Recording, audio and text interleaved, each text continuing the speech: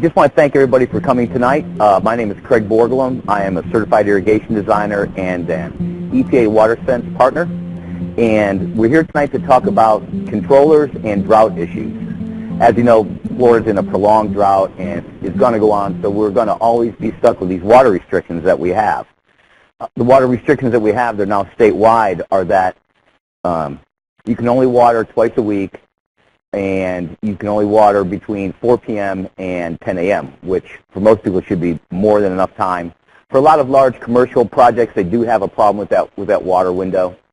Anyways, this is more based toward the residential homeowner. I want to start speaking about the controllers. Okay, this is a very standard controller, probably the most common one that I see in my work in the residential market, and it's a digital controller, which is much better than the old mechanical controllers that you might have seen, especially in places like Sarasota County and Volusia County. You can't even have a mechanical controller anymore. So after I show how to operate this, then I was going to do a small PowerPoint showing how to change one out yourself in case you wanted to do that. So first, let's talk about run times. Sprays, which are the little pop-up ones that don't move, they just pop up, spray, and then pop back down.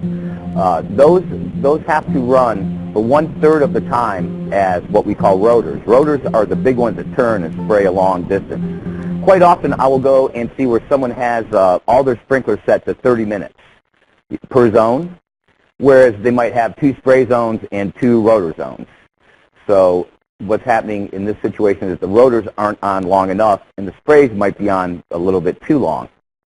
Now, when we apply water, what we're trying to do is we want to fill the soil area, which is about 6 to 8 inches deep.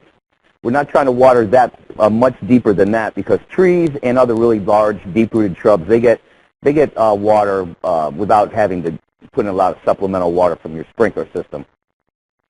So as we're trying to water this area, we're also trying to limit the amount of water that runs off, and also because Florida has very sandy soil, the water has a tendency to percolate down past the root zone to where it's not available to the plant to use. So what I'm going to show you is a different kind of way to set your controller versus what I commonly see, which is they just set it for, let's say, 20 minutes for the sprays and an hour for the rotors.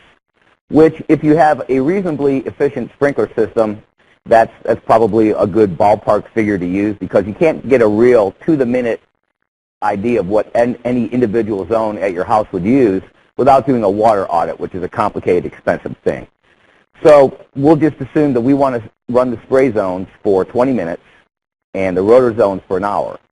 And of course, that would change if an area is in deep shade, you would probably want to do half that amount.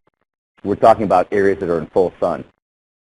So rather than run the rotors for an hour and the sprays for 20 minutes, it would be better to run the rotors for 20 minutes and the sprays for 7 minutes, but set our controller to go on 3 times consecutively. Meaning if we have 3 zones, 2 rotors and a spray, it would go 20, 27, and then the whole thing would start again, and then it would start again. The reason for that is because we're trying to eliminate 2 things.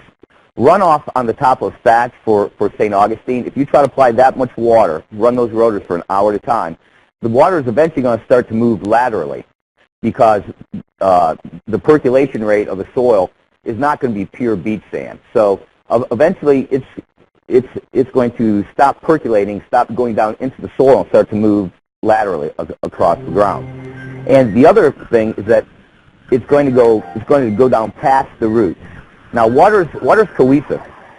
If you take a couple drops of water, put it on a glass, and you see when they touch, they become one big drop of water because it sticks to itself. So a much better way to water your yard is to put down the first application. Okay, because it's a shorter run time, it's not going to percolate down as deep. And when you put down your second application, the first one will catch that as it's going through. So we put down one, and we put down another while there's already some water in that root profile, and it'll help trap that water and keep it from deep percolating.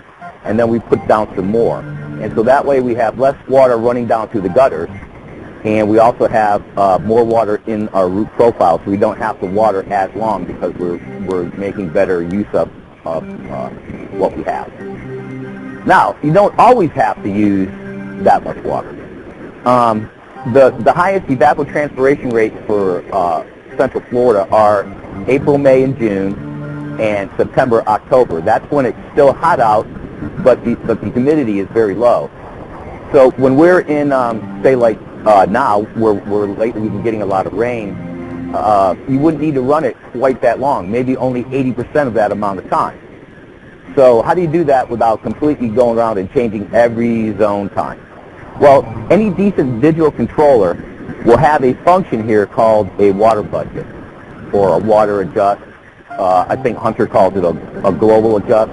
And what it does is if we have 60 minutes on zone 1, and let's see what I'm going to do here, 20 on that and 60 on that. Let's say we want to use, we think we could drop our runtime by about 20%. So instead of changing all of these individually and trying to do the math on it too, what's the 20% of whatever you're running, you turn it to this water budget. And using the up-down buttons, if we bring this down to 70% and we start this controller, now instead of the zone 1 running for 60 minutes, it's going to run 42. And what was running 20 minutes is now going to run 14. And when we get in the wintertime, you can probably set this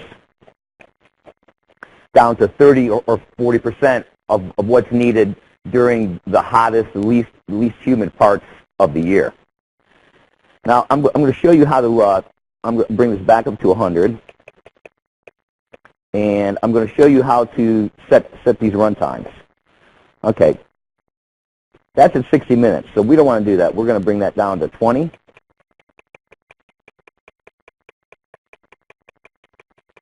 And then we're going to take this next one that is 20, that's a spray zone, and we're going to bring it down to 7. And what we're going to do is we're going to make this controller start 3 times. So we go to the first start time, which let's say is, we'll make that 3 a.m. And let's say all of this time together here equals 50 minutes. We're going to go to the next start time. And because we're not going to be running a full hour, we're going to make that one start at 4 a.m. And then we're going to go to the third run time, and we're going to make that start at 5 a.m. This way, we're not trying to apply all the water at one time. And that's it's called a syringe cycling method, and it's a much better way than trying to apply all the water at once.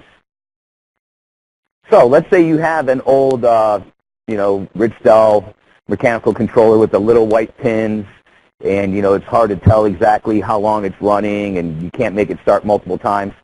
So you may want to, in order to save money, since this water budget function makes it so easy to change your run times, you're more likely to go out and do that than if it's a complicated ordeal with a mechanical controller. So I'm going to explain how, if you have one of these older type controllers, how you can take it and change it to a digital controller.